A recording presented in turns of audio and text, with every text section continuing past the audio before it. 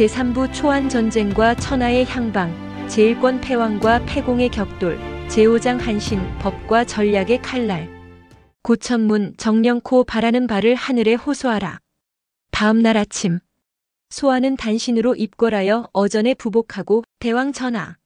이제 알고 보니 한신은 장량 선생께서 보내신 사람이었습니다. 하고 어젯밤에 있었던 이야기를 자세히 상주하였다. 한왕은 그 말을 듣고 크게 놀랐다. 뭐요? 한신은 장량 선생께서 보내신 사람이라고요? 그게 사실이란 말이오? 예, 그러하옵니다. 그가 가져온 증표와 신이 간직하고 있던 증표가 여기 있사온데 2개의 증표를 맞춰보니 조금도 틀림이 없사옵니다. 한왕은 소아가 내놓은 2개의 증표를 손수 맞춰보고 나서 증표가 이렇게도 꼭 들어맞으니 한신은 장량 선생께서 보내신 사람이 틀림없구려. 승상이나 장량 선생은 한신이란 사람을 대번에 알아보셨는데 나는 그의 인품을 끝까지 몰라보았으니 진실로 부끄럽기 짝이 없는 일이오. 2분이 이미 천거하셨으니 그렇다면 오늘이라도 한신에게 대원수의 직책을 맡기기로 하십시다.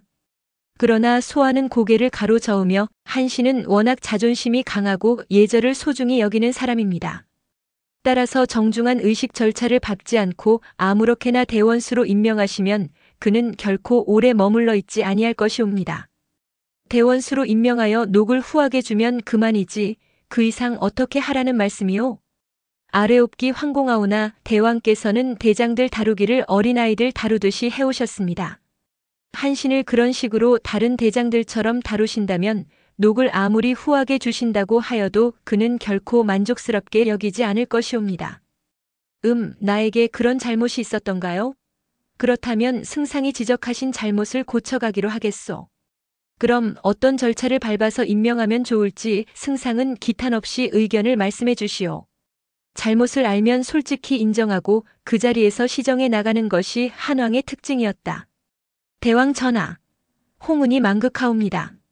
소아는 3번 숙배하고 나서 한신을 대원수로 맞아들이시려면 대왕께서 친히 목욕제계를 하시고 마치 그 옛날 황제가 풍우를 맞아들이고 무왕이 태공망을 맞아들인 것처럼 제단을 쌓고 길이를 택하여 성대한 의식을 베풀어 임명하셔야 하옵니다.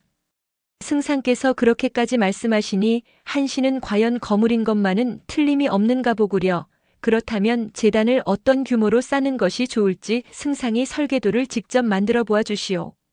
그로부터 며칠 후 소아는 제단 설계도를 손수 작성하여 한왕을 찾아왔는데 그 규모는 방대하고도 복잡하기 이를 데 없었다. 우선 제단의 높이는 30장에 이르고 그 넓이는 3000평이나 되었으며 제상 좌우에는 정병 50명이 각각 부월 도끼를 들고 정렬해 있도록 하고 동서남북 사방으로는 푸른 옷에 푸른 깃발을, 붉은 옷에 붉은 깃발을, 하얀 옷에 하얀 깃발을, 검은 옷에 검은 깃발을 각각 들고 서 있는 100명의 의장병을 배치하는 규모이었다.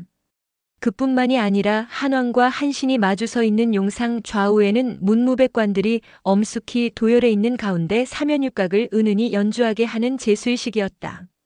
한왕은 제단 설계도를 자세히 검토해보고 나서 승상에게 묻는다. 대원수를 임명하는 절차가 이렇게까지 거창하고도 복잡하게 해야 하오?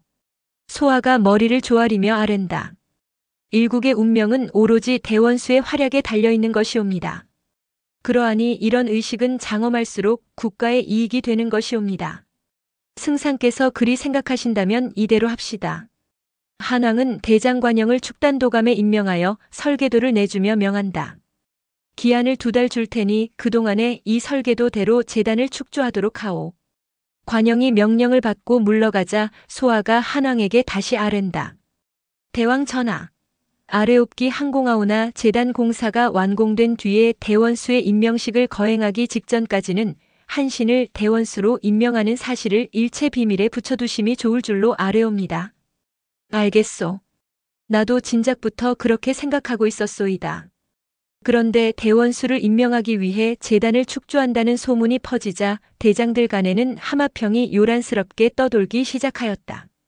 더구나 한왕과 수많은 전투에서 생사고락을 같이 해오며 많은 공로를 세워온 번쾌, 주발, 조참 등은 자기가 대원수로 승진되는 것이 아닌가 싶어 은근히 기대에 부풀어 있었다. 그도 그럴 것이 한나라의 병권을 총지휘하는 대원수의 자리를 설마 아무 연고도 없는 사람에게 넘겨주리라고는 누구도 생각할 수 없는 일이었기 때문이었다. 그로부터 2달 후 축단 공사가 끝나자 한왕은 승상을 불렀다. 제단이 준공되었으니 이제는 임명식을 거행하도록 합시다. 소하가 아랜다. 날짜는 이미 택일하였사옵니다. 그날 아침은 백성들에게 관도를 깨끗하게 쓸게 하고 병사들도 착오가 없도록 출동 준비를 시켜놓도록 하겠습니다. 한신은 지금 영내에 기거하고 있사오니 그날에는 대왕께서 문무백관들을 거느리시고 영내까지 한신을 직접 영접하러 가주시도록 하시옵소서. 한왕은 그 말을 듣고 얼굴에 노기를 띠며 나무란다. 아니, 대왕인 내가 한신을 직접 영접하러 가야 한다는 말씀이요? 한왕으로서는 당연한 노여움이었다. 신하가 될 사람을 대왕이 직접 영접하러 간다는 것은 말이 안 된다고 생각했던 것이다. 그러나 소하는 침착하게 대답한다. 물론 대왕께서 신하가 될 사람을 친히 영접하러 가신다는 것은 예절에 벗어나는 일이라고 생각되실지 모르옵니다. 그러나 옛날의 성군들도 현인을 맞아올 때에는 모두들 그러하셨습니다. 그 옛날 무왕이 태공망을 맞아 오실 때에도 위수를 직접 건너가 친히 영접해 오셨던 것입니다. 현사들이란 워낙 기계가 도도하기 때문에 이처럼 예우해 주지 않으면 처음부터 따라오려고 하지 않는 법이옵니다. 듣고 보니 그렇기도 하구려. 그러면 승상의 말씀대로 내가 직접 영접하도록 하겠소. 성은이 망극하옵나이다. 마침내 그날이 되자 한왕은 예복을 갖춘 뒤에 문무백관들을 거느리고 한신이 거처하는 영내까지 친히 영접을 나왔다. 그리하여 한신을 수레에 태워가지고 제단으로 향하니 좌우 길가에서는 깃발이 펄럭이는데 문관들은 아관 긴 모양의 쓸 것을 쓰고 두 손을 읍하며 길가 좌측에 도열하였고 무관들은 갑옷에 투구를 갖추고 한 손에는 장창을 움켜잡고 우측에 도열해 있었다. 그런데 문무백관들은 한왕이 대대적인 격식을 차려 대원수로 모셔오는 인물이 다른 사람이 아닌 한신임을 알아보고 모두들 기절초풍을 할 듯이 놀랐다. 더구나 한왕을 배행해왔던 번쾌는 신임 대원수가 한신임을 알자 옆에 따라오는 주발에게 노골적인 불평을 털어놓았다. 우리들은 오늘날까지 천신만 곳곳에 주상을 받들어 모셔왔는데 저런 거지 같은 놈을 대원수로 모셔오고 있으니 세상에 이런 모욕이 어디 있단 말인가. 나는 대장부로서 도저히 참을 수가 없는 일이다. 번쾌는 이렇게 말하다가 벼랑간 말에서 뛰어내리더니 한왕과 한신이 동승하고 있는 어가 앞으로 달려나가 땅바닥에 넙죽 엎드리며 울분에 넘친 어조로 외쳤다. 대왕 전하. 신번쾌는 대왕 전하께 긴급히 여쭐 말씀이 있사옵니다. 대왕께서는 청호해 주시옵소서. 이렇게 외치는 번쾌는 몸을 사시나무처럼 와들와들 떨고 있었다. 한왕은 예기치 못했던 돌발 사태에 적이 놀랐다. 번쾌 장군은 무슨 말씀을 하려고 그러시오? 어서 말씀을 해보시오. 번쾌는 수레 위에 앉아있는 한신을 노려보며 볼멘 목소리로 외치듯 말한다. 대왕 전하께 없어 대원수로 발탁하시려는 한신이라는 자로 말하면 어려서는 거지였을 뿐만 아니라 초나라에서는 겨우 집극낭밖에 되지 못한 보잘것없는 위인이옵니다. 그자가 우리나라에 와가지고 감언이설을 늘어놓았다고 해서 아무런 공로도 없는 자를 대왕께서 친히 모셔다가 대원수로 등용하신다는 것은 도저히 있을 수 없는 일이옵니다. 그렇게 되면 대왕 전하와 생사고락을 같이 해오던 공신들의 사기가 땅에 떨어질 것은 말할 것도 없사옵고 항우가 이 사실을 알게 되면 우리를 얼마나 업신여길 것이옵니까? 이 일은 국가의 흥망과 직결되는 너무도 중요한 문제이오니 대왕께서는 거듭 통촉해 주시기를 바라옵니다. 그것은 누가 들어도 당연한 불평이었다. 그러나 성토의 대상이 된 한신은 아무런 표정의 변화도 없이 수레 위에 의연히 앉아 있었다. 한왕은 창졸간에 뭐라고 답변해야 좋을지 몰라 잠시 어벙하게 앉아 있기만 하였다. 그러자 승상 소하가 앞으로 달려나와 번쾌를 굽어보며 큰 소리로 꾸짖는다. 번쾌 장군은 지금 무슨 소리를 하고 있소? 그대들은 창검으로 적을 찔러 죽이는 재주는 있을지 몰라도 한신 장군처럼 지략으로서 적을 섬멸시킬 사람이 누가 있다는 말이오. 쓸데없는 불평으로 인심을 현혹하려 하지 말고 이제부터는 한 장군의 명령에 절대 복종해야 하오. 승상인 내가 한 장군을 대원수로 천거하여 이미 결정한 일인데 그대는 조그만 공로를 믿고 대왕 전하 앞으로 달려나와 불평을 마음대로 떠들어대고 있으니 이는 용서할 수 없는 일이요. 그리고 소하는 머리를 조아리며 한왕에게 품한다. 대왕 전하, 번쾌를 포박하여 하옥시켜 두었다가 의식이 끝나는 대로 차명에 처하여 국법의 지엄함을 밝혀주시옵소서. 옆에 있던 하후영도 이어서 아랜다. 대왕 전하, 번쾌는 대왕의 행차를 문란케 했으므로 마땅히 벌을 내리셔야 옳을 줄로 아뢰옵니다. 번쾌를 아끼시는 마음에서 벌하지 않으시면 군율이 어지러워져서 장차 항우와 싸울 수가 없게 될 것이옵니다. 한왕은 그 말을 듣고 크게 노하며 즉석에서 명령을 내린다. 번쾌를 당장 포박하여 하옥시키라. 그의 죄는 후일에 엄중히 다스리기로 하리라. 번쾌는 그 자리에서 포박을 당하여 하옥되었고 일행은 제단을 향하여 다시 행진하였다. 이렇게 번쾌를 하옥시킴으로써 행렬은 새삼스럽게 엄숙해졌다. 이윽고 일행이 제단에 당도하니 좌우에 문무백관들이 도열하여 한왕과 한신을 정중하게 맞이하였고 동서사방에 늘어서 있던 의장병들은 철포를 3번 쏘아 예우를 갖췄다. 한왕은 용상 앞에 서고 한신은 왕을 향하여 읍하고 마주서자 사면육각이 유량하게 울려 퍼지며 대원수의 임명식은 시작되었다. 태사관이 한왕을 대신하여 아래와 같은 고천문을 낭독한다. 대한 원년중추 무인삭 병자일에 한왕 유방은 천신을 비롯하여 명산대천의 제신에게 삼가 고하니 굽어 살펴주시옵소서. 5호 하늘은 중생을 낳아주시되 목자로 하여금 저희들을 다스려 나가게 해주셨습니다. 그러므로 목자가 선정을 베풀지 아니하면 백성들은 도탄 속에서 허덕이게 되는 것이옵니다. 그런데 초패왕 항우는 진제를 정벌한 뒤에는 왕위를 찬탈함과 동시에 초회왕을 시해하고 죄 없는 군사들을 무수히 사륙했으니 이는 진실로 천인이 공노할 중죄를 범한 것이옵니다. 이에 한왕 유방은 천신의 거룩하신 뜻을 받들고자 의기를 높이 받들었습니다. 그리하여 한신을 파초대원수로 삼아 항우를 토벌함으로써 도탄 속에서 허덕이는 만백성을 구출하여 천하의 기틀을 바로잡고자 하옵니다. 신령하신 천지신명께서는 이러한 저의 결정을 친히 굽어 살피사 많은 보호를 내려주시옵기를 한왕 유방은 엎드려 큰 절을 올리며 삼가 바라옵니다. 한왕의 고천문 대독이 끝나자 하후영은 한신에게 대원수의 인수를 비롯하여 활과 화살 등을 내려주며 말한다. 대왕의 어명에 의하여 대원수의 인수를 내리오. 궁시도 아울러 하사하는 터이니 이것으로써 불의를 정벌함의 추호에 착오도 없도록 하시오. 한신은 무릎을 꿇고 3번 절한 뒤에 인수와 궁시를 우러러 받들고 맹세한다. 신한신은 대왕 전하에게 충성을 다할 것을 천지 신명께 굳게 맹세하옵나이다. 그러나 대원수의 임명식은 그것만으로 끝난 것은 아니었다. 이번에는 장소를 달리해서 승상 소하에게 대한 서약식이 있어야 했다. 한신은 일례관의 인도로 서약식장에 도착하자 승상 소하는 서쪽을 향하여 서고 한신은 소하를 향하여 서서 서약문을 한신 자신이 낭독하였다. 서약문 낭독이 끝나자 승상 소하가 한신에게 철부 쇠도끼를 내려주며 말한다. 어명에 의하여 장군에게 정의의 철부를 내리오. 이제부터는 천의로서 잔악무도한 무리들을 가차없이 정벌하여 천하 만민이 홍복을 고루 누릴 수 있도록 신명을 다해 노력하시오.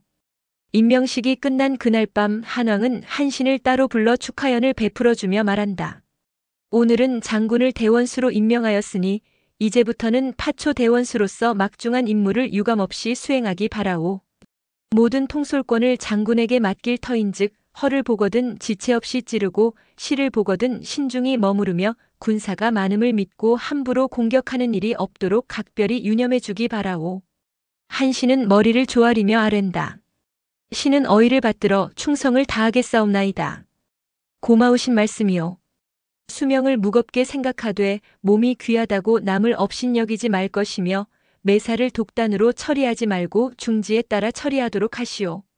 특별히 부탁할 것은 고통과 즐거움은 언제든지 병사들과 같이 해주기를 바라오.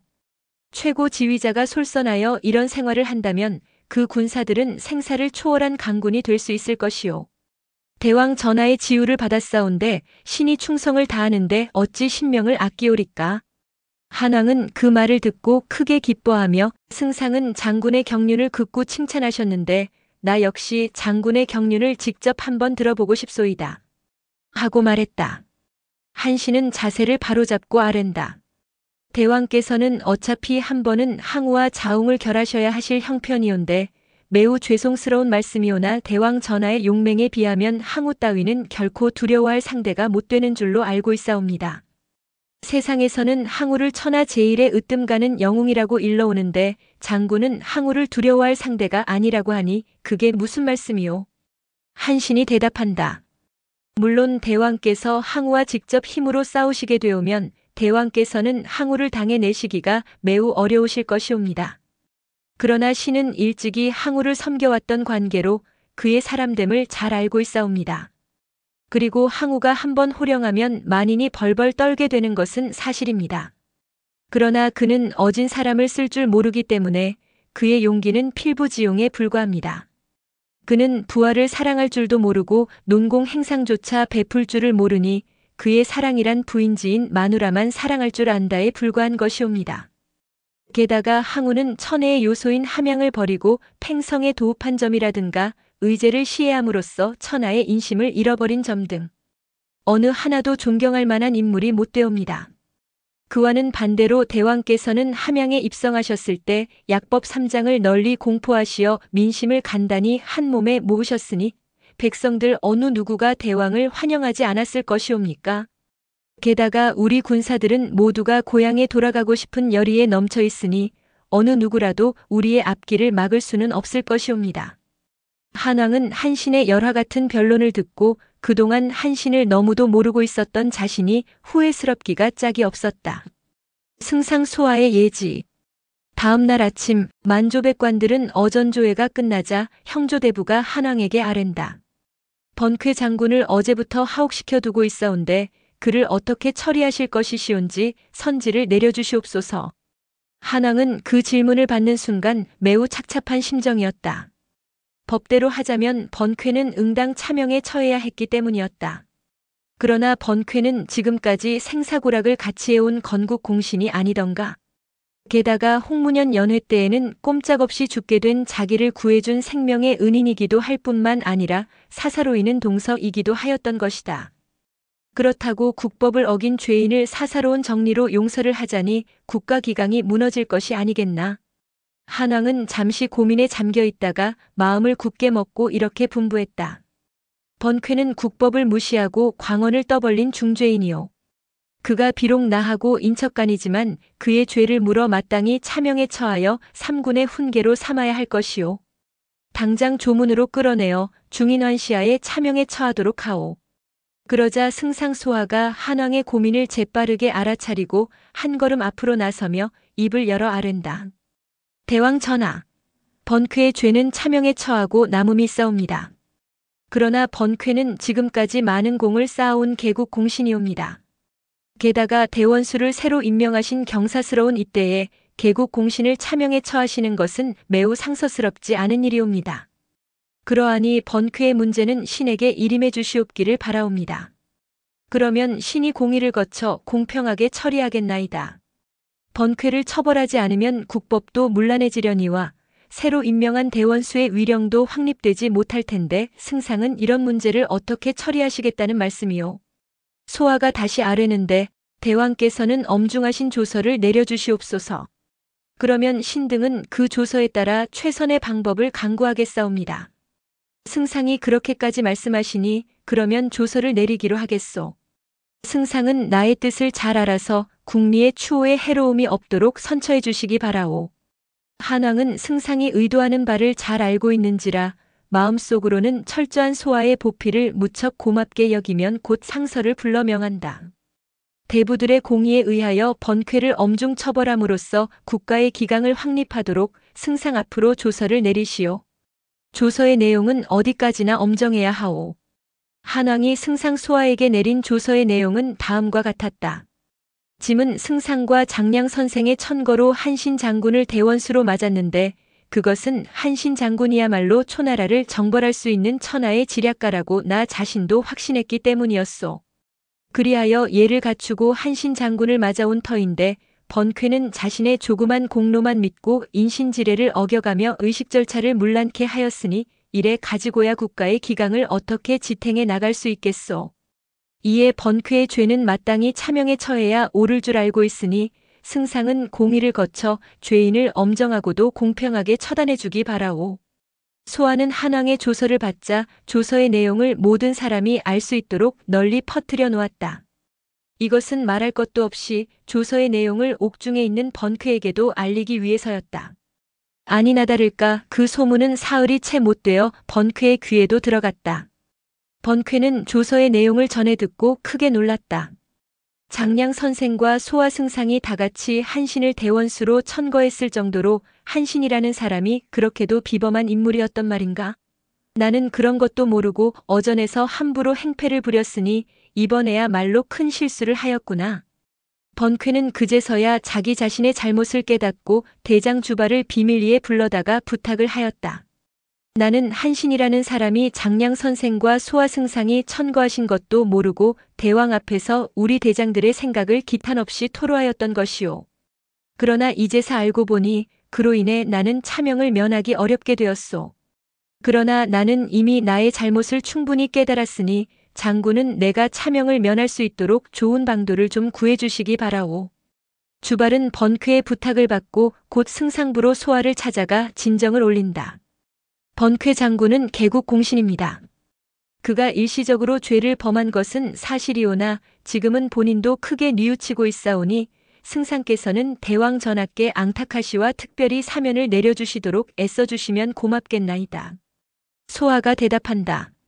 주상께서는 진작부터 파초대원수가 될 만한 인물을 구하고 계셨으므로 장량 선생의 천거로 한신 장군같이 탁월한 인물을 얻게 된 것은 국가의 대경사라고 생각하오.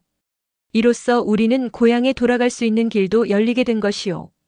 그런데 번쾌 장군은 그런 내막도 모르고 무엄하게도 주상 앞에서 행패를 부렸으니 주상께서 대로하신 것은 너무도 당연한 일이오.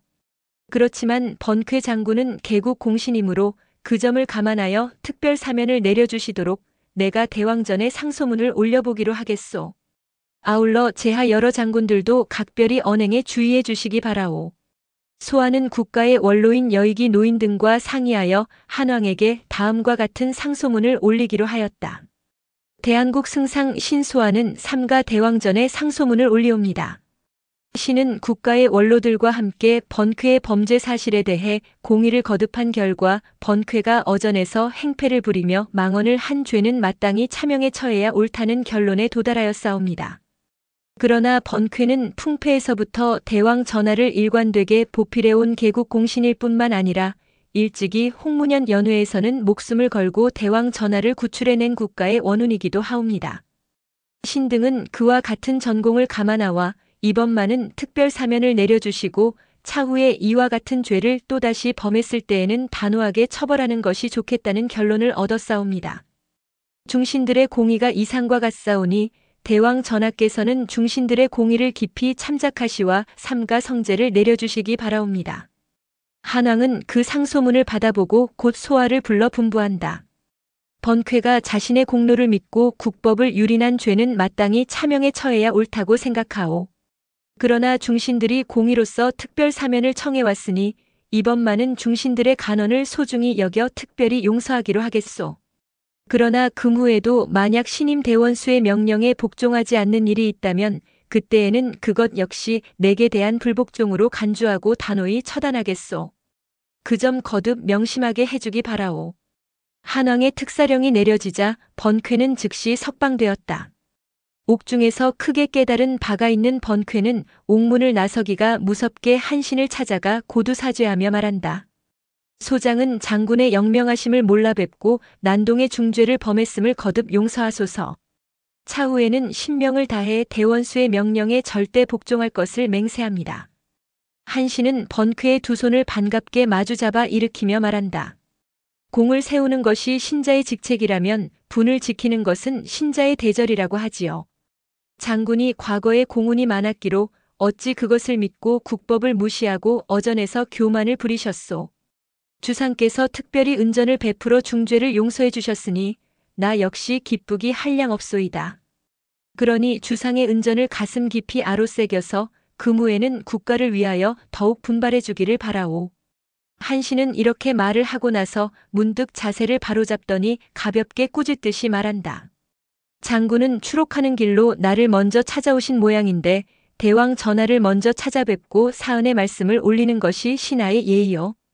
지금이라도 속히 입궐하여 대왕을 배할하도록 하시오. 번쾌는 한신의 충고를 듣고 나서야 예방의 순서가 뒤바뀐 것을 알고 적이 당황해 하였다. 그러나 한신은 그 문제에는 더 이상 언급하지 않고 말머리를 바꾼다. 대왕 전하에게 사은 숙배가 끝나거든 퇴궐하는 길에 승상부에 들러 승상 각하에게도 고맙다는 인사를 올리도록 하시오. 장군이 이번에 특별 사면의 은전을 받게 된 것은 오로지 승상께서 애써주신 덕택임을 알아야 하오. 번쾌는 한신의 깨우쳐줌을 진심으로 고맙게 여기며 부랴부랴 입궐하여 한왕을 배할하였다. 한왕은 번쾌를 가까이 불러 손을 다정하게 잡으며 말한다. 그대는 나와 함께 풍패에서부터 의병을 일으켜 많은 공을 세워왔으니 내 어찌 그대의 공운을 모르리오. 그러나 군신지간에는 예절이 엄중해야 하는 법이니 금후에는 그 점을 각별히 유념하기 바라오. 그대도 지혜롭다고는 하지만 그대의 지혜는 장량 선생에게 미치지 못하고 사람을 알아보는 점에서는 승상에게 미치지 못하오. 한신 장군은 그 두 분이 나에게 추천해준 천하의 기재여. 그대는 그런 사실을 모르고 인신지례를 그르쳤으니 그 어찌 중한 죄라 아니할 수 있으리오. 만약 승상이 그대를 구해주지 않았다면 그대는 지금쯤 황천객이 되었을 것이오. 그렇게 되었다면 그대를 아끼는 나의 마음인들 얼마나 고통스러웠겠소. 승상은 슬기롭게 그대와 나를 다같이 기쁘게 해주셨으니 그대는 승상의 예지에 깊은 감사를 드려야 하오. 번쾌는 그 말을 듣고 눈물을 흘리며 맹세한다. 신은 전하의 우악한 말씀을 듣고 몸둘 바를 모르겠사옵니다. 신의 잘못을 깨달은 이상 이 몸을 나라에 바쳐 성은의 만분의 1이라도 보답할 것을 거듭 맹세하옵니다. 한왕도 감격의 눈물을 지으며 말한다. 내 그대의 깊은 충성을 어찌 모르리오. 승상부로 찾아가 승상에게 고맙다는 인사를 빨리 올리도록 하시오. 번쾌는 승상부로 달려가 소아에게 큰절을 올리며 말한다. 승상께서 소장을 구해주시지 않으셨다면 소장은 이미 목숨을 잃었을 것이옵니다. 승상의 은혜는 백골난망이옵니다. 소아는 단 아래로 달려내려와 번쾌의 손을 잡아 일으키며 말한다. 장군은 무슨 말씀을 하고 계시오? 이 모든 것은 주상의 은총이라는 것을 아셔야 하오. 그리고 단상으로 데리고 올라 기쁨을 같이 나누며 말한다. 우리가 천하를 평정하게 되면 장군은 누구보다도 먼저 일국의 후백이 되실 것이니 이제 앞으로는 더욱 충성을 다하기로 합시다. 번쾌는 충성의 맹세를 거듭하며 그때부터는 한신의 명령에 절대 복종하게 되었다. 전시군법. 한신은 대원수 직책을 맡고 난 후 한왕 앞에 엎드려 사은 숙배하며 아랜다. 신 파초 대원수 한신은 삼가 대왕전에 아뢰옵니다. 초패왕 항우는 의제를 시해하고 대위를 찬탈했을 뿐만 아니라 도읍을 팽성으로 옮겨가서도 백성들을 몹시 괴롭히고 있사옵니다. 이는 마땅히 하늘의 노여움을 사고도 남을 일이오니 대왕께서는 정의의 군사를 일으키시어 도탄 속에서 허덕이는 백성들을 구출해 주시옵소서. 그리하여 봉강통일의 거룩한 만년 왕업을 이룩하도록 하시옵소서. 삼진왕들이 우리의 앞을 가로막고 있기는 하오나 그들은 대왕께서 경문 한 장만 보내시면 기쁜 마음으로 대왕의 그늘로 달려올 것이옵니다. 그 밖에도 육국이 따로 있기는 하오나 그들은 우리와 싸울 능력도 없는 조그만 나라들이옵니다. 다만 항우 하나만이 문제가 될 뿐이오나 항우는 이미 인심을 잃어버렸으니 강하면 얼마나 강하겠사옵니까? 그리하니 대왕께서는 천위의 깃발을 높이 들어주시기만 하시면 신은 필승의 지략으로 성업을 완수하도록 하겠습니다. 한왕은 그 말을 듣고 크게 기뻐했다. 나는 진작부터 봉강통일의 꿈을 품어오고 있었소. 항우를 정벌하려면 언제쯤 군사를 일으키는 것이 좋겠소? 항우는 팽성으로 천도하고부터는 이쪽 방면에는 전혀 신경을 쓰고 있지 않아서 지금 제후들의 국경 경비는 그야말로 허술하기 짝이 없사옵니다. 그러므로 우리가 군사훈련을 2~3개월만 충실히 실시한 뒤에 대왕께서 선두에 출사하시면 제 아무리 막강하다는 항우의 군사도 우리의 앞에서는 힘을 못 쓸 것이옵니다. 한왕은 그 말을 듣고 춤이라도 추고 싶은 심정이었다. 그렇잖아도 나는 파촉에 들어온 그날부터 줄곧 동정의 꿈을 꾸어왔던 것이오. 출전 태세만 갖추어지면 나는 번쾌로 선봉을 삼고 조참을 군정사로 삼고 은계를 감군 대장으로 삼아 나 자신이 앞장서 나갈 것이니 대원수는 군사 훈련을 속히 시작하시오. 다음 날 한신은 연병장으로 나가 군사들이 조련하는 모습을 직접 참관해 보았다. 그리고 크게 실망하였다. 훈련하는 군사들은 군법을 전혀 모를 뿐만 아니라 대오도 문란하기 짝이 없었던 것이었다. 이에 한신은 훈련대장을 불러 서슬이 시퍼렇게 꾸짖는다. 그대들은 군사들을 이런 꼴로 훈련시켜 무엇에 써먹겠다는 것인가? 군대란 적과 맞부딪혀서 생사를 걸고 자웅을 겨루는 것인데 지금 귀관들이 훈련시키는 광경을 보면 사병들은 지휘관의 마음을 모르고 지휘관은 사병들의 마음을 몰라서 제각기 놀아나고 있으니 이래 가지고서야 싸움을 어떻게 하겠다는 것인가? 대원수 한신의 꾸지람은 준열하기 이를 데 없었다. 군사들의 훈련 상태에 크게 실망한 한신은 곧 본영으로 돌아와 모든 지휘관들을 비상 소집해 놓고 말한다. 나는 지금 병사들의 훈련장에서 돌아오는 길인데 군사들의 무질서한 훈련 모습에 크게 실망하였소. 군사들을 이런 꼴로 만들어 놓은 것은 지휘관들의 책임이 있는 것이오. 나는 일찍이 대오의 배열과 진세의 강약과 동정의 기복 등을 상세하게 책으로 저술한 바가 있소. 그 책이 바로 이것이오. 그리고 한신은 자기가 저술한 병서 한 권을 지휘관들에게 보여주면서 다시 말한다. 귀관들은 사흘 안으로 이 책을 한 권씩 필사해가지고 모든 군사들을 이 책에 쓰인 대로 훈련시켜 주시오. 만약 명령에 따르지 않는 지휘관이 있으면 수하를 막론하고 군율에 따라 엄중히 처벌할 것이오. 지휘관들은 한신이 저술했다는 한신병서를 읽어보고 저마다 감탄에 마지 않았다. 그 책에는 깃발, 소리, 명령에 따라서 군사들이 취해야 할 일사불란한 대열과 대오의 형성 모습에 대한 지도와 감독의 방법이 상세히 쓰여 있는 것이었다. 지휘관들은 병서를 읽어보고 저마다 감탄에 마지 않았다. 대원수님이야말로 신기묘산을 다 알고 계시는 귀신 같은 어른이시구나. 그때부터 각 지휘관들이 한 신병서에 의해 군사들을 훈련을 시키니 병사들은 새 사람이 된 것처럼 군율이 엄격하고 기동이 일관되게 민첩해졌다. 이렇게 40여 일이 경과했을 때에는 어떤 군사들보다도 막강한 군사가 되었다. 하루는 한왕이 군사들의 훈련 상태를 칠람하고자 백관을 거느리고 훈련장에 나왔다가 이전과는 다르게 지휘관의 명령에 따라 병사들이 일사불란하게 행동하는 모습을 보고 크게 놀랐다. 장군은 군사들을 무슨 방법으로 훈련을 시켰기에 이렇게도 훌륭한 군대로 만들어 놓으셨소? 한신은 한왕에게 자기가 저술한 병서를 내보이며 대답한다. 이 책에 의하여 훈련시킨 것입니다. 한왕은 한신이 내놓은 병서를 읽어보고 감탄하면서 이 책은 손자병법에 견주어도 손색이 없는 훌륭한 병서구려. 이 책은 누가 지은 것이오? 황공하오나 소신이 저술한 것이옵니다. 뭐요? 장군이 이처럼 훌륭한 병서까지 저술했을 줄은 미처 몰랐소이다. 군사들의 훈련을 철저히 시켜놓았기 때문에 이제는 20만밖에 안 되는 우리 군사로도 항우의 100만 대군을 능히 격파할 수가 있을 것이옵니다. 한신은 자신을 가지고 말했다. 군사들의 철두철미한 훈련 상황을 지켜보게 된 한왕은 마침내 전 장병에게 다음과 같은 출사령을 내렸다. 초패왕 항우는 천명을 어기고 의제를 시해했을 뿐만 아니라 백성들을 너무도 괴롭히고 있다. 이에 짐은 천명에 따라 한신 장군을 파초 대원수로 봉하여 항우를 정벌하고자 하노니 모든 장병들은 대원수의 지휘에 절대 복종하여 불의의 무리들을 가차없이 격파하라. 한신은 한왕으로부터 출사령을 받고 나자 모든 대장들을 원수부로 긴급 소집해 놓고 전시군법을 새로 제정 공포하였다. 1. 북소리를 듣고도 나아가지 않는 자와 징소리를 듣고도 물러나지 않는 자와 깃발을 들어도 일어나지 않는 자와 깃발을 내려도 엎드리지 않는 자는 모두가 군율을 어겼으므로 차명에 처한다. 2. 이름을 불러도 대답하지 않는 자와 점호를 했을 때 현장에 없거나 혹은 늦게 달려온 자는 군무태만죄로 차명에 처한다. 3.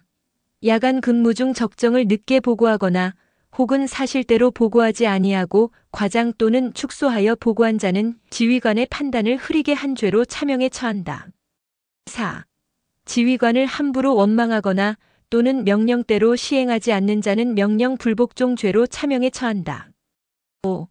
진중에서 소리를 내어 크게 웃거나 금지 사항을 무시하거나 군문을 마음대로 들락거리는 자는 군기를 무시한 죄로 차명에 처한다. 6. 병기를 못쓰게 하거나 활줄과 화살촉을 뽑아버리거나 검극칼과 창을 못쓰게 만들어 놓은 자는 군법에 따라 차명에 처한다. 7. 유언 비어를 날조에 퍼뜨리거나 혹은 꿈을 빙자하여 요사스러운 소문으로 사기를 어지럽히는 자는 군율에 의해 차명에 처한다. 8. 입을 함부로 놀려 쓸데없는 시비를 걸거나 공무를 비방하여 군과 관의 불화를 도모한 자는 차명에 처한다. 9. 점령지대의 백성들을 홀대하거나 부녀자들에게 간음을 범한 자는 차명에 처한다. 10. 남의 재물을 훔치거나 공리를 도모하려고 인명을 해친 자는 도둑으로 간주하여 차명에 처한다. 11. 진중에서 회의를 열고 있을 때 군기를 엿듣는 자는 간자로 간주하여 차명에 처한다. 12. 작전 명령을 받고 나서 그것을 외부에 누설한 자는 차명에 처한다. 13. 상관에게서 명령을 받았을 때 대답을 분명하게 하지 않거나 난색을 표명하는 자는 명령 불복종 죄로 차명에 처한다. 14. 대오의 질서를 무시하고 단독으로 전진하거나 큰 소리로 떠들어 우리의 소재를 적이 알도록 하는 자는 난군죄로 차명에 처한다. 15. 거짓 상처나 꾀병으로 전투를 기피하거나 죽음을 가장했다가 도망을 하는 자는 차명에 처한다. 16. 군수물자를 배분함에 친분을 가려 불공평하게 배급하는 자는 차명에 처한다. 17. 적을 정탐할 때 적정을 정확하게 파악하지 못하고 판단의 오류를 범할 수 있는 거짓 보고를 하여 지휘관의 판단을 혼란하게 만든 자는 차명에 처한다. 한신은 위와 같은 전시군법을 모든 대장들에게 상세히 설명해 주고 나서 끝으로 이렇게 명했다. 모든 지휘관들은 이 군법을 오늘 중으로 한 벌씩 베껴가지고 항상 몸에 지니고 다니도록 하오. 파초 대원수 한신은 전시군법을 제정하여 선포한 바로 그날 밤 자시 자정즈음에 모든 지휘관들에게 비상소집령을 내렸다. 말할 것도 없이 새로 선포한 법령을 지휘관들이 어느 만큼 잘 지키는지 직접 확인하기 위해서였다. 명령이라 모든 지휘관들은 시간에 늦지 않으려고 부지런히 원수부에 모여들었다. 평소에 정신훈련을 준열하게 시켜둔 효과가 여실히 나타났던 것이다. 한신은 회심의 미소를 지으며 부관에게 명한다. 시간이 다 되었으니 원문을 잠그고 이제부터는 누가 와도 들어오지 못하게 하여라. 어느 대장이 오지 않았는지 내가 직접 알아봐야 하겠다. 한신은 대장들의 이름을 한 명씩 호명해가며 출석 여부를 직접 점검하였다. 모든 대장들은 한 사람도 빠짐없이 나와 있었다. 그러나 감군대장 은계만은 보이지 않았다. 감군대장 은계는 자신의 지위가 높은 것을 믿고 한신을 업신여기는 마음에서 의식적으로 늦게 나오고 있었던 것이다. 따라서 그가 원수부에 도착했을 때에는 이미 원문은 굳게 닫혀 있었다. 은계는 원문이 닫혀 있음을 보고 수문장에게 호통을 내지른다. 내가 왔으니 원문을 빨리 열어라. 그러나 수문장은 문 앞을 가로막아 서며 대답한다. 누가 와도 원문을 열어주지 말라는 대원수님의 엄명이시옵니다. 이놈아, 내가 누구라고 내 앞에서 감히 그런 소리를 하느냐? 내 놈은 내가 감군대장인 것을 모른다는 말이냐? 장군께서 감군대장이심을 소관이 어찌 모르오리까? 그러나 대원수께서 누가 와도 허락을 내리기 전에는 원문을 열어주지 말라는 엄명이 계셨습니다. 은계는 그 말을 듣고 화가 머리끝까지 치밀어 올랐다. 대원수라는 사람이 이런 사소한 일까지 까다롭게 굴어서야 말이 되는 소리냐? 그러면 내가 원수부에 달려가서 내가 왔으니 문을 빨리 열게 하라고 전해라. 마침 그때 시종 무관이 달려나와 문을 열어주며 은계에게 말한다. 대원수께서는 감군대장이 오셨다는 말씀을 들으시고 원수부로 모셔오라는 분부를 하셨습니다. 은계는 내심으로 그러면 그렇지. 제가 감히 나를 어쩌려고. 그렇게 생각하며 당당한 걸음으로 한신과 많은 대장 앞에 의젓하게 나타났다. 한신은 은계를 보자 엄숙한 어조로 말했다. 나는 대왕의 명령을 받들고 오늘 전시군법을 공포한 바가 있소. 각 대장들의 출동 상태를 점검하는 차원에서 비상 소집을 하였는데 다른 대장들은 군령을 지키고 모두 시간에 맞춰 원수부에 도착하였으되 귀관은 감군대장이라는 중책을 맡고 있으면서 군령을 지키지 않고 있으니 이래 가지고서 군무를 어떻게 수행해 나갈 생각이요. 한신이 차분하게 타이르듯이 말하자 은계는 의젓하게 버티고 서서 오히려 한신을 나무라듯 말한다. 나도 긴급 소집령을 받기는 하였소. 그러나 공교롭게도 가까운 친구가 찾아와 술을 한 잔씩 나누다 보니 시간이 약간 늦었소이다. 너그럽게 용서하오. 말은 그렇게 했지만 늦게 온 것을 미안해하는 기색은 조금도 보이지 않았다. 한신은 다시 단호한 어조로 말했다. 귀관은 군령을 받고도 그것을 지키지 않았으니 이것은 군령을 가볍게 여긴 증거요. 군령에는 변명이 있을 수 없는 것이요. 따라서 군법에 따라 단죄를 해야 하겠소. 그리고 좌우를 돌아보며 명한다. 여봐라. 군유를 어긴 은계를 당장 포박하여라. 은계는 모든 대장들이 보는 앞에서 포박을 당하자 자기도 모르게 전신을 와들와들 떨기 시작하였다. 한신은 목소리를 가다듬어 용서 없이 꾸짖는다. 그대는 들어보라. 대장이라는 자는 군령을 받게 되면 그날부터는 집을 잊어야 하고 작전 명령을 받고 나면 그때부터는 부모와 가족도 돌아보지 말아야 하고 전투가 시작되면 그때부터는 자기 자신의 목숨도 돌아보지 말아야 하는 법이다. 그대는 오래전부터 국록을 먹어오면서 어찌하여 사사로운 개인의 일로 국사를 그르쳤다는 말인가. 한신은 이렇게 말하고 나서 군정사를 불러 묻는다. 은계 장군은 법령을 어기고 늦게서야 출두했는데 그 죄는 어느 항목에 해당하오? 군정사 조참이 앞으로 나와 대답한다. 시간에 늦게 온 것은 만군지죄에 해당하며 차명에 처하도록 되어 있사옵니다. 그러면 법령에 명시되어 있는 대로 은계를 당장 끌어내 차명에 처하도록 하오. 그야말로 추상 같은 명령이었다. 은계는 사시나무 떨듯이 몸을 떨며 원문 밖으로 끌려 나오자니 마침 번쾌의 모습이 눈에 띄므로 은계는 번쾌에게 눈짓을 하며 자기를 구해줄 것을 호소하였다. 그러나 번쾌는 한신의 준법 정신의 철저함을 누구보다도 잘 알고 있는지라 은계의 구명운동 같은 것은 감히 입도 떼지 못했다. 사태가 이렇게 되자 은계의 부관은 그 사실을 한왕에게 급히 알렸다. 대원수께서 지금 은계 장군을 차명에 처하려 하고 계시옵니다. 대왕께서는 급히 은계 장군의 차명을 중지시켜 주시옵소서. 한왕은 그 말을 듣자 크게 놀랐다. 그리하여 승상소아를 불러 걱정스럽게 말한다. 한신 장군은 출동도 하기 전에 은계 장군을 차명에 처한다고 하니 이런 불상사가 어디 있단 말이오. 대장들을 그렇게 다루어서 우리가 적을 어떻게 이겨낼 수가 있겠소. 승상은 이 문제를 어떻게 생각하는지 승상의 의견을 한번 들어봅시다. 승상 소아는 머리를 조아리며 아랜다. 대왕께서 삼군의 통수권을 한신 장군에게 이미 맡기셨으니 너무 간섭을 아니하심이 좋을 줄로 아뢰옵니다. 한왕은 그 말을 듣고 또 한 번 놀란다. 삼군의 통수권을 한신 장군에게 맡긴 것은 사실이지만 아무리 그렇기로 대장을 함부로 죽이려는 것을 알고서야 어찌 모른 척하고 있으라는 말씀이요. 소아가 다시 머리를 조아리며 아랜다. 사정을 알아보니 은계 장군은 분명히 군법을 범한 죄인이었사옵니다. 대원수가 죄인을 처단하려는 것을 어찌 잘못이라고 말할 수 있으오리까? 사령관의 명령이 지켜지지 않는다면 무엇으로써 전쟁을 이겨나갈 수 있겠습니까? 범법자 한 사람을 아끼려다가 군 전체를 문란시켜 놓으면 그 군대는 오합지졸과 다름없는 군대가 되어버리는 법이옵니다. 그러므로 은계를 처단하는 것은 너무도 당연한 일인 줄로 아뢰옵니다. 한왕은 그 말을 듣고서야 고개를 끄덕였다. 그래도 은계와의 사사로운 우정을 저버릴 수가 없어. 은계 장군은 나와 친분이 두터운 사람이요. 처벌을 하더라도 죽이지는 말아주었으면 좋겠소. 그러자 소아가 숙연한 표정으로 아랜다. 자고로 왕법무친이라는 명운이 있사옵니다. 대왕께서 나라를 다스려 나가시는데 친하고 꺼림을 가리시면 나라가 어떻게 될 것이옵니까? 이 문제는 더 이상 거론하지 않으심이 좋을 것 같사옵니다.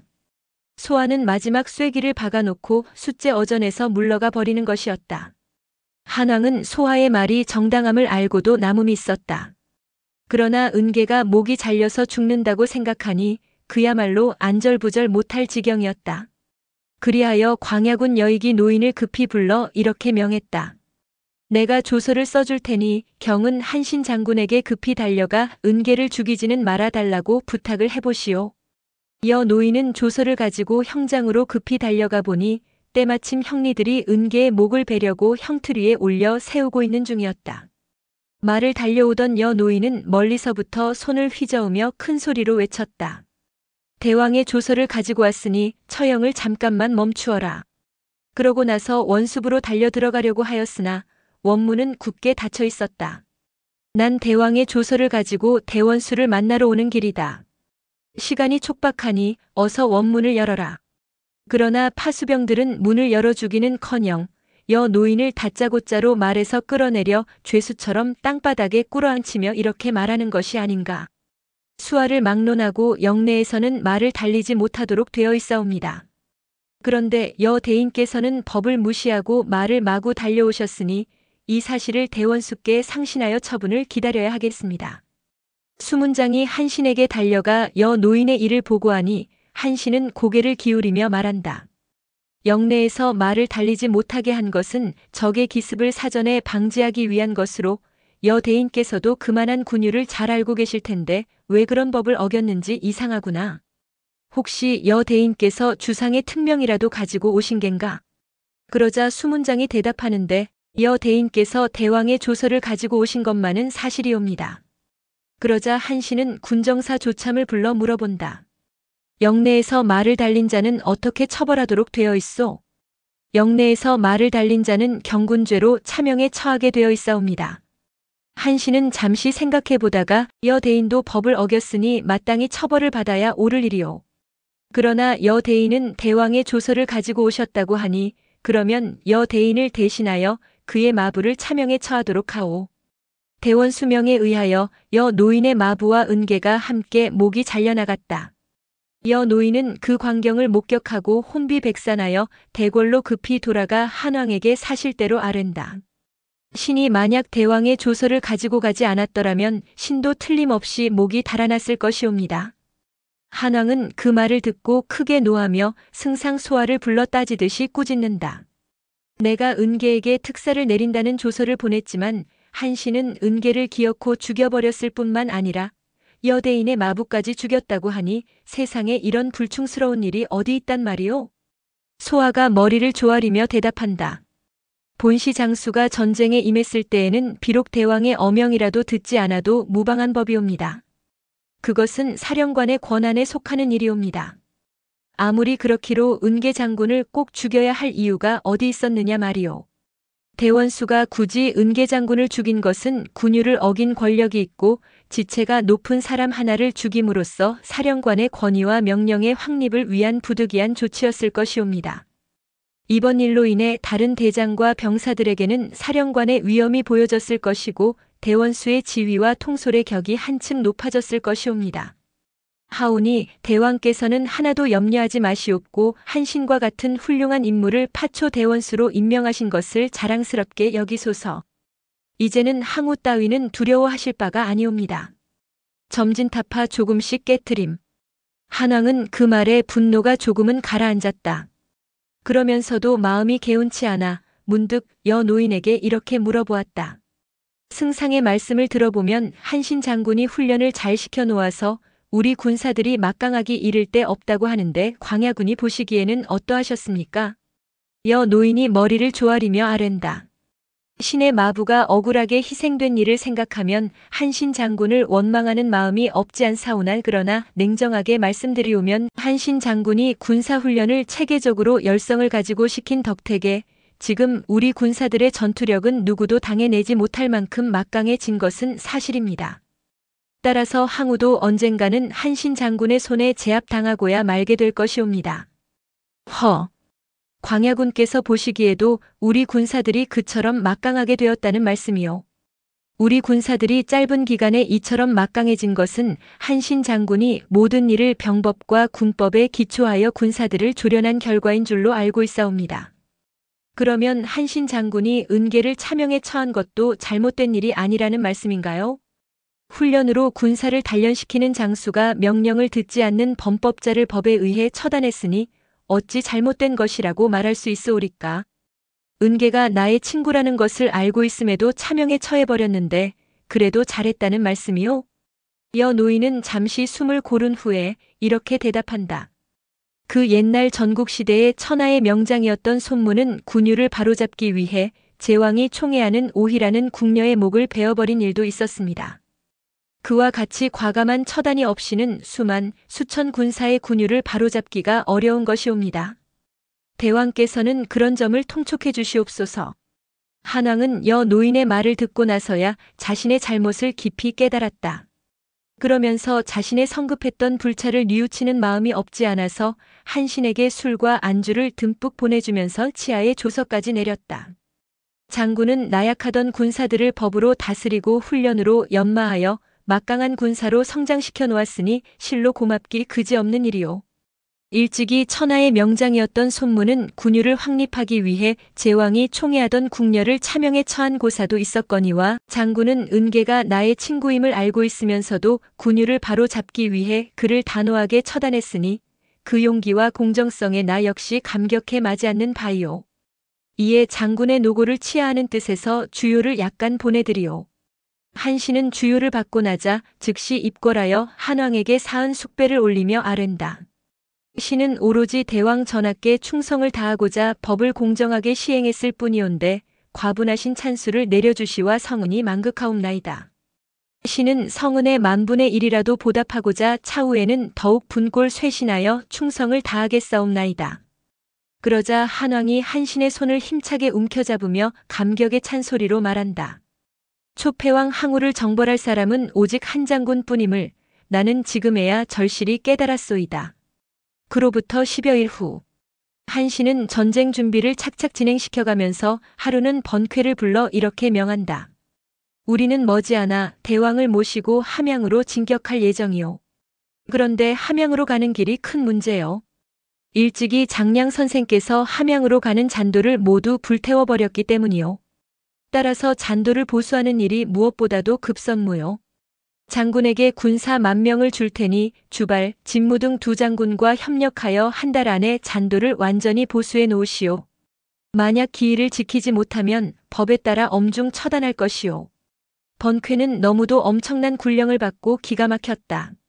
10만 명이 1년이나 걸려야 해낼 수 있는 대공사를 단 10,000명을 가지고 어떻게 한 달 안에 완공시킬 수 있단 말인가?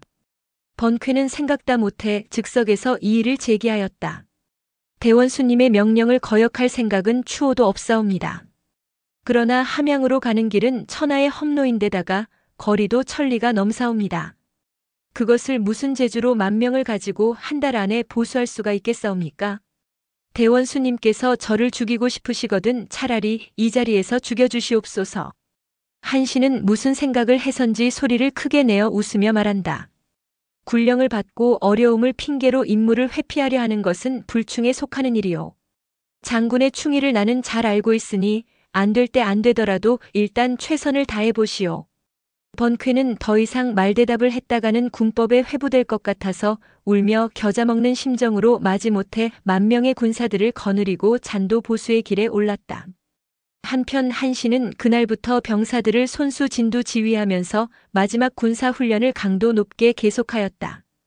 평소에 훈련을 철저하게 시켜둔 덕택의 군사들은 군호에 따라 정확하고 민첩하게 움직여 주었다.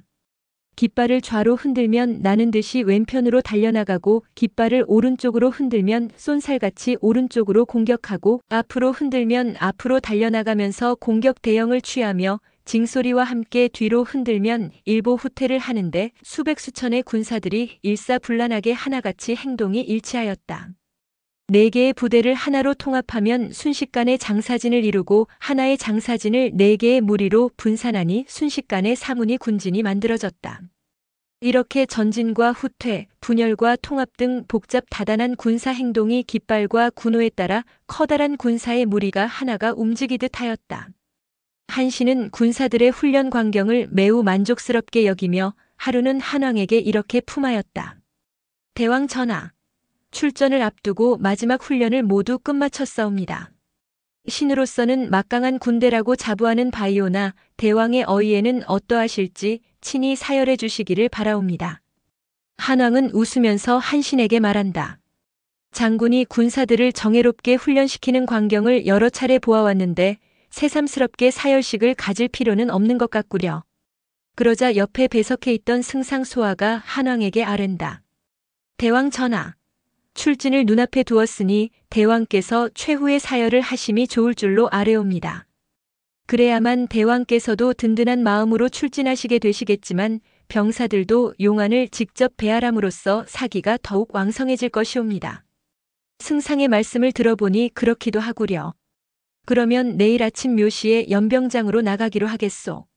다음 날 아침 한왕이 문관들을 모조리 거느리고 연병장으로 행차하노라니까 한신은 모든 대장들을 인솔하고 멀리까지 마중을 나와 기다리고 있었다.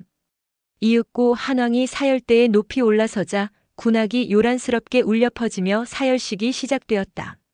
이날은 한신 자신이 직접 선두에 나서서 수만 군사들을 합동 지휘하는데 모든 부대의 대오가 하나같이 질서 정연하고 나가고 물러섬이 민첩하기 이를 데 없었다. 그러면서도 진영을 무궁무진하게 펼쳐 보이는데 어느 것 하나 나무랄 것이 없었다. 오랜 시간에 걸쳐 사열식이 끝나자 한왕은 지극히 만족스러운 얼굴로 한신을 가까이 불러 치하의 말을 내리는 것이다. 장군이 군사들을 다루는 솜씨는 놀랍도록 뛰어나시오. 모르면 몰라도 손자나 오자도 장군만은 못했을 것이오. 군사들이 더할 나위 없이 막강하게 훈련되었으니 이제는 함양을 향하여 출진합시다. 한신이 머리를 조아리며 아랜다. 신이 길이를 택하여 대왕을 모시고 출진하겠사오니 출진할 날짜는 신에게 맡겨주시옵소서. 그러면 출진할 날짜가 결정되는 대로 나에게 알려주시오. 한왕이 사열식을 끝마치고 사열대에서 내려오니 잔디밭에는 어느새 주안상이 성대하게 준비되어 있었다. 상다리가 휘어지도록 요란스럽게 차려놓은 많은 음식들을 살펴보니 그것은 파촉에서는 구하기 어려운 산해진미뿐이 아니던가. 한신이 나를 위해 이처럼 구하기 어려운 음식을 어디서 구해왔을까? 이런 음식을 마련한 것만 보아도 한신의 충성심을 가히 짐작할 수가 있구나. 한왕은 너무도 감격한 나머지 눈앞에 있는 음식 중에 두세 가지의 음식만 먹기로 하고 나머지 귀한 음식들은 한신을 불러 이렇게 분부하였다. 나는 두세 가지만 먹으면 족하니 다른 음식들은 여러 대장이 다 함께 모여 나눠 먹기로 하십시다. 한왕의 우악한 분부에 모든 대장들이 한결같이 감동하며 상 앞으로 모여들었다. 그리고 한결같이 대왕 전하의 은혜는 하해와 같사옵니다. 하며 감격의 눈물을 흘렸다. 실로 그 임금의 그 신하들이었던 것이다. 한편 번쾌는 잔도 보수의 중책을 맡고 주발, 진무 등과 함께 현장에 도착하였다. 그러나 현장을 둘러보니 산은 높고 길이 험악하기 이를 데 없었다. 바위는 앞을 가로막고 수목은 겹겹이 얽혀 있어서 어디부터 손을 대야 할지 눈앞이 캄캄해왔다. 번쾌는 한숨을 쉬다가 문득 엉뚱한 생각조차 들었다. 혹시 한신 장군이 초나라를 정벌할 자신이 없으니까 시위를 끌기 위해 계획적으로 무모한 명령을 내린 것이 아닐까? 그렇다면 그야말로 큰일이 아닌가? 번쾌는 속으로 그런 생각을 하면서 주발, 진무와 함께 고운산 정상에 올라 사방을 두루 살펴보았다. 그러나 고운산 일대의 산세가 어찌나 험악한지 새도 날기 어려울 지경이었다. 이 길을 보수하려면 10만의 병력을 동원하더라도 적어도 1년은 걸려야 할게요. 그런데 단 10,000명으로 한 달 안에 보수하라고 하니 나는 죽어도 못하겠소. 주발과 진무는 입을 모아 불가능하다고 주장하고 나온다. 그러나 명령을 직접 받은 번쾌로서는 간단히 단념할 수는 없었다. 한신 장군은 준법 정신이 지독히 강한 사람이요. 게다가 대왕께서도 한신 장군을 무척 신임하고 계시오. 따라서 우리가 임무를 시도조차 안 해보고 포기해버렸다가는 반드시 차명을 당하게 될 것이오. 그러니 못될 때는 못되더라도 일단은 최선을 다해보기로 하십시다. 번쾌는 주발과 진무를 격려해가며 그날부터 군사들을 총동원하여 보수 공사를 시작하였다. 바위를 밑에서 파헤쳐 언덕 아래로 굴리고 큰 나무는 밑동을 도끼로 끊어서 계곡 아래로 던져버리고 높은 곳에 흙은 깎아내려 낮은 곳을 메우고 이쪽 벼랑과 저쪽 벼랑 사이에는 다리를 새로 걸쳐 놓았다. 이처럼 험악한 작업을 온종일 계속하자니 바위에 치여 죽고 나무에 깔려 죽고 벼랑에 떨어져 죽는 희생자가 날마다 속출하였다. 장량이란 자가 잔도를 불태워버리지 않았다면 우리가 이런 고생을 하지 않았을 것이 아닌가. 그놈이 왜 이런 짓을 해가지고 우리를 이렇게나 고생시킬까? 누가 아니래 그놈 때문에 고생하는 것을 생각하면 장량이라는 이름만 들어도 이가 갈리네. 그런 놈이 무슨 빌어먹을 군사란 말인가. 군사들은 너무도 고생스러워 장량을 욕하기를 입에 달고 이랬다. 잔도 보수 공사가 10여일쯤 계속되고 있을 무렵에 대부 유가가 10여 명의 수행원을 거느리고 돌연 공사 현장에 나타났다. 아니, 대부께서 이 험악한 곳에 웬일이시옵니까? 그러자 유가가 대답한다. 출동 준비가 다 되었으니 처음 말한 대로 한 달 안으로 공사를 끝내도록 하라는 대원수의 명령을 전하러 왔소이다. 아울러 기일 내에 공사를 끝내지 못하면 장군을 엄중 처벌하겠다는 말씀이요. 유가의 말을 듣고 번쾌는 입을 딱 벌렸다. 그러다가 화를 버럭 내며 항의하였다. 대원수는 해도 너무하시오. 10만 군사로서 1년이 걸려도 끝낼까 말까 하는 공사를 10,000명만 가지고 어떻게 한 달 안에 끝내라는 말씀이요? 공사 기일을 연기해주기 전에는 나는 죽어도 못하겠소. 아무리 대원수의 명령이라도 나로서는 못 해내겠다는 말이오. 번쾌는 악에 받쳐서 유가에게 대고 마구 퍼부어대었다. 그러자 유가는 좌우의 사람들을 물리치고 나더니 번쾌의 귀에 입을 대고 이렇게 속삭이는 것이었다. 대원수는 보수공사가 한 달 안에 불가능한 것을 잘 알고 계시면서도 적을 속이기 위해 일부러 장군을 다그치고 계신 것이오. 그러니 장군은 그런 줄 알고 군사들을 더 많이 보내주기 전에는 보수공사를 기일 내에 못하겠노라고 대왕 앞으로 표문을 올리도록 하시오. 대원수는 그렇게 하기 위해 장군을 일부러 다그치고 있는 것이오. 그리고 난 후 공사 지원군이 도착하거든 이렇게 저렇게 하시오. 번쾌는 그제서야 한신의 깊은 계략을 알아채고 밖으로 나와서 군사들에게 이렇게 외쳤다. 대원수는 보수 공사를 한 달 안에 끝내라는 엄명이지만 공사가 워낙 험난하여 우리들만으로는 도저히 임무를 완수할 수가 없다. 그래서 나는 대왕전에 긴급히 표문을 올려 지원 군사를 더 많이 공급받도록 하겠다.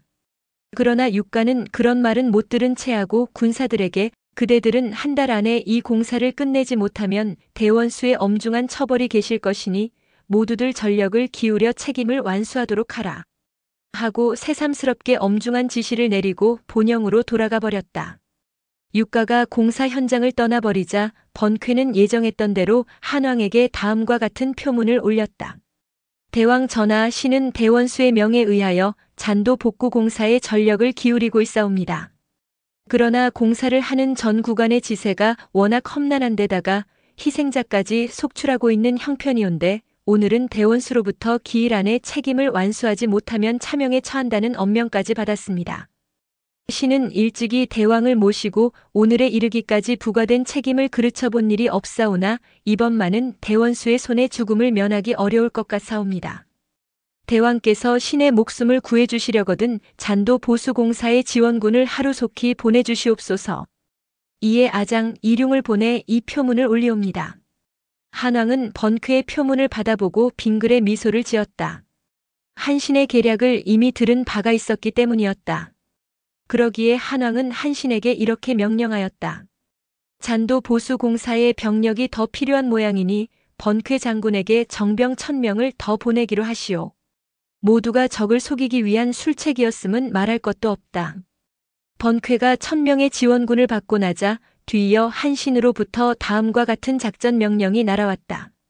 장군은 주발, 진무 등의 두 망료와 함께 잔도 보수공사의 명목으로 보낸 1,000명의 정예 군사를 두 부대로 편성해 가지고 한밤중에 태산 줄령을 넘어가 초의 대산관을 불시에 기습하여 대번에 점령하도록 하라. 번쾌는 작전 명령을 받고 즉시 기습부대를 편성하여 태산 줄령을 타고 넘어 대산관을 향하여 전진하였다. 이러한 사정을 초나라 군사들은 감쪽같이 모르고 있었던 것이었다. 그 무렵 대산관의 수비의 총책임자는 대장 장평이었다. 장평에게 어느 날 군사범증으로부터 돌연 경고문이 날아들었다. 경고문의 내용은 다음과 같았다. 대산관은 한나라와 국경을 접하고 있는 가장 중요한 관문이다. 한왕 유방은 대호와 같은 인물이어서 우리의 허를 어디로부터 찔러 올지 모르니 장군은 불철주야로 관문 경비의 만전을 기하도록 하라. 장평은 이러한 경고문을 받아보고 관문 경비에 철통 같은 태세를 갖추어 나갔다. 더구나 그 무렵 한간에는 한왕 유방은 초를 치기 위해 한신을 대원수로 기용해가지고 함양으로 진격할 잔도를 대대적으로 보수하는 중이다. 라는 소문이 널리 떠돌고 있었으므로 장평은 대산관의 경비에 더욱 신경을 쓰고 있던 차였다. 한편 삼진왕의 한 사람인 장안은 한신이 한나라로 들어가 대원수가 되었다는 소식을 듣고 크게 비웃었다. 한왕이 한신이라는 졸장부를 대원수로 발탁하였다니 정말 가소롭기 짝이 없는 일이구나. 한신이라는 자로 말하면 어렸을 때부터 구차하게도 남의 밥을 빌어먹던 거지였을 뿐만 아니라 깡패를 만나서는 그놈들을 물리칠 배짱이 없어 놈들의 가랑이 밑을 기어나갔다는 놈이 아니더냐. 그런 자가 우리 초나라에선 출세할 가망이 없으니까 한나라로 도망을 가버린 처지인데 유방이 그런 못난 자를 어쩌자고 대원수로 발탁을 하였단 말인가. 그러려니 아무리 한신이 대원수가 아니라 대왕이 되었다 하기로 그런 못난 일을 누가 감히 두려워할 것인가. 이렇듯 백전노장 장안에게는 한신 따위는 안중에도 없었다. 그는 한신을 이렇게도 비웃어 주었다. 한신이 지금 우리를 치기 위해 잔도를 보수 중이라고 하지만 1000리가 넘는 험한 산길을 제대로 고치려면 아무리 적게 잡아도 10만 병사로 동시에 보수를 시작하여 좋기 1년은 걸려야 할 것이다. 그런데 겨우 10,000명의 군사로 길을 닦고 있다니 정신이 올바로 박힌 것인지조차 알 수 없는 일이다. 장안은 한신을 이렇게나 업신여기고 있었기 때문에 대산관을 수비하고 있는 장평에게 다음과 같은 서신을 보냈다. 한신이 대산관에 이르는 잔도를 고쳐가지고 우리에게 처우려면 적어도 1년은 더 걸려야 할 것이오. 이러나 저러나 한신이라는 인물은 애시당초 우리와는 상대도 되지 못하는 인물이니 조금도 걱정할 것 없겠소이다. 장평은 그 서한을 받아보고 그때부터는 자기 자신도 경비를 소홀히 하게 되었다. 그로부터 10여일이 지난 어느 날 새벽 장평이 아직도 곤히 자고 있는데 수하 장병이 급히 달려와 큰 소리로 아랬다. 사령관님, 어젯밤 야음에 유방의 군사 100여 명이 우리 진영으로 귀순을 해왔사온데 저들을 어떻게 처리하는 것이 좋겠습니까? 뭐야? 유방의 군사가 우리에게 귀순을 해왔다고. 알았다. 내가 곧 나갈 테니 그들을 사령부에 모두 대기시켜 놓아라. 장평은 유방의 군사들이 귀순해 왔다는 소리를 듣자 크게 기뻐하며 급히 옷을 추스려 입고 사령부에 나와 보니 100여 명의 귀순병들이 땅바닥에 주저앉아 장평을 기다리고 있었다. 말할 것도 없이 그들은 거짓 귀순병들이었다.